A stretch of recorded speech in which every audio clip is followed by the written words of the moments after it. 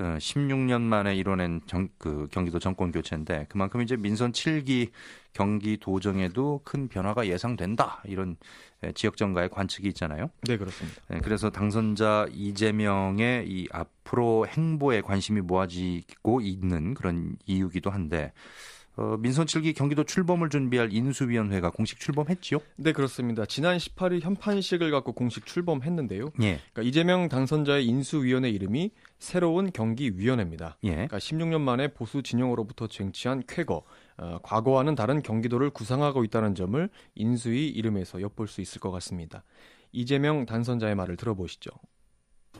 경기도의 이름을 쓴 지 1000년이 되는 해입니다. 경기, 정명, 천년. 이제 우리는 새로운 천년을 준비해야 합니다. 이 새로운 천년을 준비하는 이 엄중한 시기, 역사적으로 의미 있는 시기에 경기도정을 맡겨주신 우리 경기도민 여러분, 그리고 우리 국민 여러분께 진심으로 감사하다는 말씀과 함께 새로운 경기도를, 새로운 경기를 만들어내갈 엄중한 책임감을 느낀다는 말씀을 드리겠습니다. 인수위원장으로는 시흥을 출신 4선의 조정식 국회의원과 이한주 전 국정기획자문회의 분과위원장이 맡았습니다. 예. 그러니까 총 11명의 국회의원과 시민사회단체 관계자, 변호사 등 20여 명이 인수위원으로 선임이 됐고요. 예. 새로운 경기위원회는 기획운영, 기획재정 등 7개 전문 분과로 구성이 됐고 평화통일특구, 새로운 경기 등 6개 특위가 편성돼서 도의 핵심 현안을 중점적으로 점검할 계획입니다. 예, 오늘 뉴스를 보니까 180명 정도 인수위원회에 참여한다 뭐 이렇게 들리는 것 같은데 이 중에 이제 시민참여위원회가 눈에 띄는데요? 네, 그렇습니다. 이 당선자는 도민이 주인이 되는 새 경기도를 만들겠다 이렇게 포부를 밝혔는데요. 예. 도민의 도정 참여를 확대하기 위한 보관으로 풀이됩니다. 인수위 최순영 시민참여위원회 위원장의 말을 들어보시죠. 그동안 많은 그 단체장들 보면 도민을 대상화로 했던 부분들이 많이 있습니다. 그래서 도민을 주인으로 섬기려고 그러면 지방자치 분권을 어떻게 할 것인가에 있어서 지금 대통령께서도 지방자치 분권을 주장하고 있는데 전국에서 경기도가 처음으로 그걸 잘 이뤄냈으면 합니다. 그것이 바로 민주주의의 꽃이라고 생각을 합니다. 도민의 참여가 없이는 지방분권이 될 수 없고 풀뿌리 민주주의가 될 수 없습니다. 그런 의미에서 저는 이번에 당선자께서 그런 역할을 잘 해주시리라고 믿고 또 5만 명 이상의 청원 내용에 대해 도지사실에서 반드시 답변하는 도민청원제, 도민이 입법 과정에 직접 참여하는 도민 발안제 도입을 공약했는데요. 예. 문재인 정부와 손발을 맞춘 자치 분권을 위한 비전으로 풀이됩니다. 인수위는 다음 달 30일까지로 취임식 이후에도 한 달 정도 더 활동할 예정입니다. 예, 이제 인수위가 본격적으로 경기도 인수 작업에 들어갔는데 결국에 이 이재명 당선자와 인수위의 정책이라고 하는 것이 지난 보수 진영의 도지사들이 펼쳤던 도정과는 좀 상당히 다르지 않겠습니까? 네, 그럴 것 같습니다. 예, 일단 뭐 먼저 떠오르는 거는 역시 그 성남시장 당시 이슈가 됐던 이 복지 정책 아닐까 싶은데요. 네, 이 당선자는 이번 선거운동에서도 복지 정책 확대에 대한 목소리를 높여왔습니다. 예. 성남시장 시절 성공적이라 평가받았던 청년 배당과 무상교복, 공공산후조리원 등 3대 무상복지의 경기 전역 확대가 추진될 것으로 전망이 되고 있고요. 예. 특히 이 가운데 청년 배당의 경우 경기도가 올해부터 시행 중인 일하는 청년 시리즈와 정반대되는 보편적 청년 복지인데요. 예, 예. 그러니까 성남시는 만 24세 청년들에 한해서 자산의 많고 적음에 관계없이 분기별로 25만 원씩 연간 100만 원을 지급하는 이 청년 배당 제도를 실시하고 있습니다. 예, 이 무상복지 사업을 놓고는 뭐 후보 때도 그랬고요. 뭐 남경필 지금 도지사하고도 막 토론을 많이 벌이고 논쟁이 좀 있었는데. 이 도지사 경쟁 벌였던 남경필 지사의 일하는 청년 시리즈 이거하고는 많이 비교가 되잖아요. 네, 그렇습니다. 지난해 말부터 SNS상에서 뜨거운 설전이 오갔는데요. 예. 그러니까 남경필 지사는 이 무분별한 복지 사업이다 이렇게 얘기를 하면서 이재명 당선자의 포퓰리즘 정책이다 이렇게 비난을 했습니다.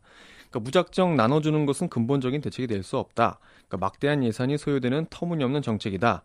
이런 게 남지사 측의 논리였습니다. 예. 하지만 이 당선자는 예산의 낭비적 요소를 없애면 충분히 실현 가능한 일이다. 그러니까 복지는 의지와 철학의 문제라고 자신의 신념을 확고히 했습니다. 이재명 당선자의 도지사 출마 당시 기자회견을 들어보시죠. 생각하시는 것처럼 이 복지 정책에 많은 비용이 소요되지 않습니다. 지금 말씀하신 3대 무상복지라고 하는 것도 성남시에서 들어간 금액이 200억이 채 안 되기 때문에 경기도에서 전체적으로 그 3대 무상복지 확대를 해도 1,000억 남짓일 겁니다. 복지 정책 확대를 퍼주기다, 엄청난 예산이 낭비되는 것이다라고 생각하는 것은 약간의 오해가 있는 겁니다. 그러니까 적은 돈을 들이면서도 많은 사람들이 혜택 볼 수 있는 좋은 정책들이 많이 있습니다. 저비용, 고효율의 복지 정책들을 발굴해내는 게 중요하죠. 네. 근데 이제 경기도의 현 시행되고 있는 일하는 청년 시리즈 정책이라고 하는 게 올해 초에 시행이 됐단 말이에요. 네, 그렇습니다. 그래서 정권 바뀌었다고 이렇게 올해 초에 시행됐는데 바로 폐지되거나 뭐 이런 게 현실적으로 가능한 일인가요? 어떤가요? 네, 그렇습니다. 하지만 그 상당 부분 수정이 불가피해 보이는데요. 예. 그러니까 이 당선자는 선거운동 기간 동안 그 경기도의 청년 정책에 대해서 언급을 했습니다. 그러니까 경기도의 청년 정책에도 분명히 좋은 점은 있다고 분석을 했고, 네. 그러니까 이 중 긍정적인 효과가 있는 부분은 계승할 수 있다 이렇게 밝혔습니다. 그러니까 선거운동 당시 이재명 당선자의 말을 들어보시죠. 정책이란 누가 만들었든 누가 시행했든 관계없이 우리 시민, 도민들에게 필요하다면 도입해야 하기 때문에 남경필 현 지사께서 이미 하고 있는 정책 중에서 좋은 정책들은 저희가 승계하겠습니다. 청년 정책 중에 눈에 띄는 거라면 뭐 취업 지원 정책, 또 복지 포인트, 청년 통장 같은 걸 들 수가 있는데 그런 정책들은 저희가 다 승계해서 정책 수행에 지장이 없도록 또 필요하다면 좀 더 확대해 가는 방향으로 수용하려고 합니다. 예.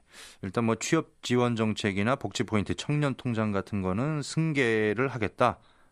지장이 없도록 하겠다. 정책 수행하는데 이렇게 지금 이제 말씀을 하셨는데, 근데 또 이제 대대적인 수정이 불가피하다라고 얘기를 하면 이게 좀 약간 그래서 어디에서 어디까지인가 하는 이런 범위에 있어서 만만치가 좀 혼란이 만만치가 않을 것 같은데, 이런 점들을 뭐 고려해서 지금 얘기를 하신 게 아닌가 하는 생각이 들고, 그 눈여겨볼 만한 다른 복지 정책은 없나요? 네, 우선 이 당선자는 중앙선거관리위원회에 낸 5대 핵심 공약을 실천하는 데 전력을 할 것으로 보이는데요. 예. 가장 눈에 띄는 공약은 골목경제 활성화를 위한 지역화폐 유통정책입니다. 그러니까 성남에서 호평을 받은 지역화폐 성남사랑 상품권을 그러니까 모든 시군으로 확대한다는 계획인데요. 예. 그러니까 액면 금액의 6% 할인된 금액으로 구매가 가능한 화폐로서 그 재래시장 상품권 개념으로 생각하시면 될 것 같습니다. 예. 또 생애 최초 청년 국민연금도 시도될 전망인데요.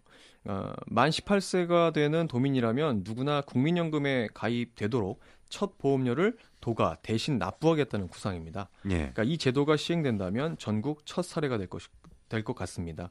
그러니까 이재명 당선자의 말을 들어보시죠. 지금 청년들의 사회 안전망 문제가 좀 심각하기 때문에 청년들 18세가 됐을 때 생애 최초 국민연금 가입 시기가 되면 첫 국민연금 가입을 도 단위에서 책임을 져주게 되면 한 10년 후에 취업을 하거나 할 때 소급해서 연금 자격을 얻게 됩니다. 그렇게 되면 도에서 지출을 해주는 최초 보험료보다는 훨씬 수십 배 이상의 혜택이 돌아갈 수 있기 때문에 우선은 지금 가장 논란이 될 것 같은 게 이 버스 준공영제가 아닐까 싶은데, 경기도가 처음에 이 준공영제를 추진할 때부터 이재명 당선자가 사실상 반대해 오지 않았습니까, 이거? 네, 그렇습니다. 이 당선자는 선거 기간에도 버스 준공영제를 업체 배불리기로 규정하고 강하게 비판해 왔습니다. 예. 잘못된 도정은 빨리 바로잡아야 한다. 이게 이 당선자의 주장인데, 항상 해당 정책이 가장 우선적으로 등장을 했습니다. 이 당선자는 현재 버스 정책을 준공영제로 전환하는 것에는 맥을 같이 하고 있고요. 다만 방법과 절차 등에서 문제점이 많다고 주장하고 있습니다. 선거운동 당시 이재명 당선자의 말을 들어보시죠. 버스 정책은 기본적으로 민간에 완전히 맡기는 민영제, 또 공공이 완전히 책임지는 공영제가 있는데 둘 다 현실성이 좀 떨어지기 때문에 공공이 일정 부분 개입하는 형태의 준공영제를 할 수밖에 없습니다. 단순히 회사에게 적자를 면해주고 이익을 보장하는 방식의 준공영제는 가장 나쁜 형태라고 할 수 있습니다. 노선을 경쟁을 시켜서 입찰을 하게 하는 방법도 있는 것이고, 또 지원을 하더라도 회사에 지원을 하는 것이 아니라 운수 종사자에게 직접 지원하는 방식이 훨씬 더 안전하고 근로자들의 처우를 개선하고 안전하게 운행하게 하는 방법일 수가 있습니다. 그러니까 인수위에서도 버스 준공영제에 대한 내용이 잠시 언급됐는데요. 예. 이를 놓고 어떤 형태로든 해당 정책에 대한 수정이 가장 우선적으로 진행될 것이라는 관측이 나오고 있습니다. 그 경기도의 버스 준공영제 도입은 사실 뭐 초기 단계부터 지금 논란의 연속이었잖아요. 네, 그렇습니다. 그러니까 경기 연정이라는 대원칙을 바탕으로 경기도에는 남경필 도지사의 사업 대부분에 동의를 해온 게 사실입니다. 예. 근데 하지만 해당 정책에 대해서만큼은 격렬하게 반대하면서 시행 초기부터 마찰을 빚었는데요. 네, 예. 그러니까 마지막 단계에서는 시행을 하루 앞두고 수입금 공동관리위원회가 열려 졸속 추진이라는 의혹도 받았습니다. 도는 지난 4월 20일부터 도내 24개 시군에 59개 노선, 637대 광역버스 노선을 대상으로 준공영제를 도입해서 시행 중입니다. 예. 그러니까 지금 현재 시행 중이란 말이에요. 진행되고 있는 제도고 또 관련 조례로 정해져 있는 사항이라서 일단 뭐 당장 중단하기는 쉽지 않을 것 같은데요. 네, 그렇습니다. 이 당선자도 기본적으로 그 버스 준공영제의 도입 필요성에 대해서는 공감을 하고 있습니다. 예. 그러니까 최저임금 문제와 버스 기사에 대한 처우 문제가 맞물리면서 그 버스 준공영제가 이 같은 문제들을 해결할 대안으로 제시되고 있는 상황이기 때문인데 이 당선자도 버스 준공영제 도입 자체를 백지화하기는 어려울 것으로 보입니다. 또 광역버스 준공영제를 중단하기 위해서는 관련 규정상 중지 예정일 1년 전에 그 경기도 버스운송사업조합 이사장에게 통보가 이루어져야 합니다.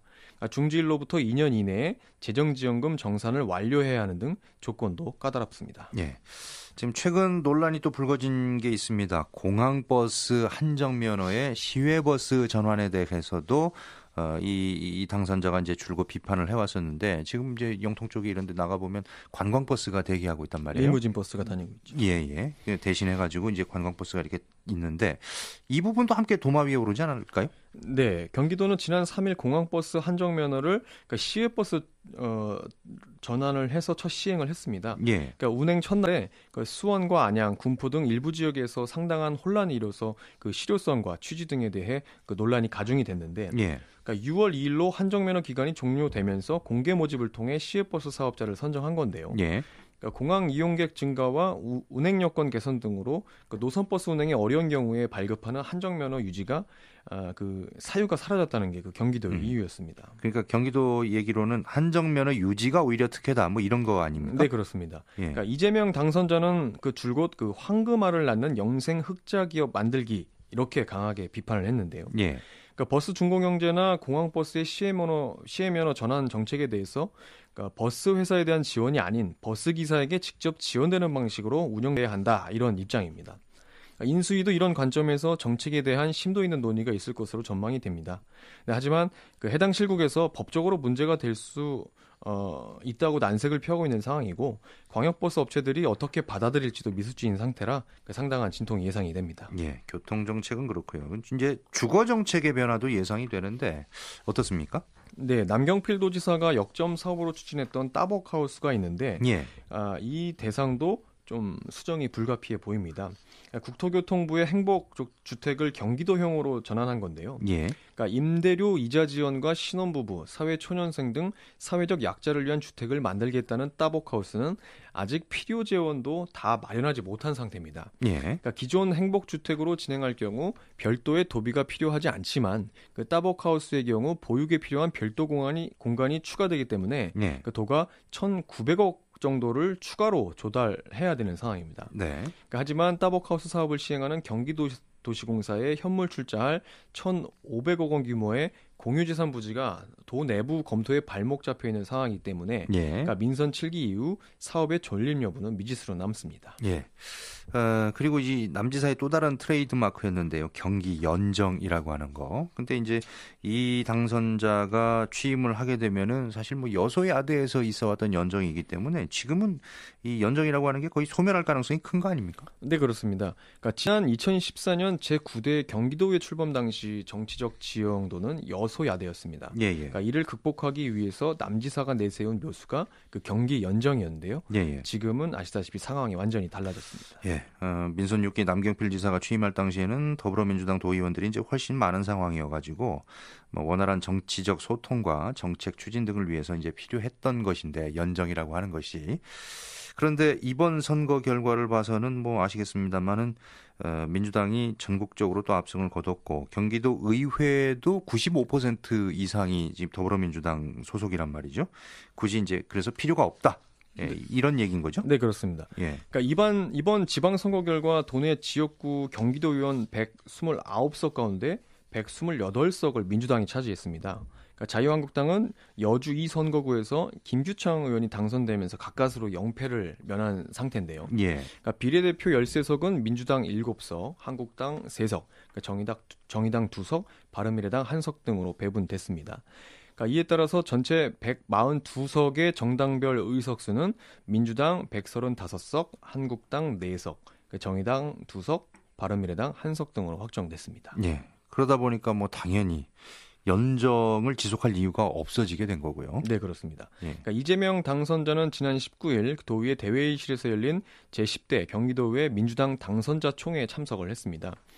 이 자리에서 이 당선자는 지금까지 연정의 힘으로 여소야대 의회와 지사가 나름 노력한 것 같다 이렇게 평가를 하고 그러니까 앞으로 도와 도의회 간 연정 대신 협치를 추진하겠다 이렇게 밝혔습니다. 이재명 당선자의 말을 들어보시죠. 성남은 여소야대였고 극렬하게 싸워서 결국은 제 정책을 관철하느라고 그랬던 거니까 경기도에 와서도 싸울 거다 이런 생각은 전혀 안 하셔도 됩니다. 저는 여러분들에게 이제 의존해야 됩니다. 여러분들이 저를 도와주셔야 하고요. 제가 정말 잘못 가는 길 있으면 그 의사당에서 마이크로 막 야단치는 건 맨 마지막에 말해도 안 될 때 하시고 사전에 좀 해주세요. 그러면서 당정 협의 수준을 넘어 도의회 집행부와 도집행부 핵심 간부 간 일상적으로 의사결정을 나누는 실질적인 협치 구조를 제안하기도 했습니다. 예. 그러니까 이에 따라 10대 도의회는 7월 첫 회기에 연정의 제도적 기반이었던 경기도 민생연합정치 기본조례를 폐지할 것으로 보입니다. 예. 지난 지방선거 이재명 당선자의 캐치프레이즈 중에 하나가 이제는 이재명 시대였지 않습니까? 전국이 푸른 물결로 넘실대면서 이제 경기도에 진짜로 이재명 시대가 열렸는데요. 민선 3기 손학규, 민선 4, 5기 김문수, 민선 6기 남경필 지사까지 지난 16년 동안 경기도는 보수정당이 집권을 했습니다.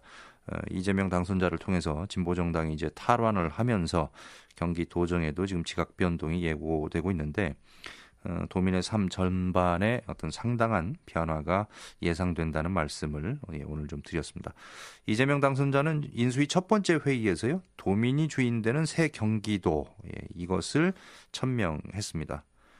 당당히 도민들의 선택을 받은 이재명 당선자가 그가 그리는 이 새로운 경기도의 모습 기대를 해보면서 오늘 박상욱 기자는 보내주도록 하겠습니다. 수고하셨습니다.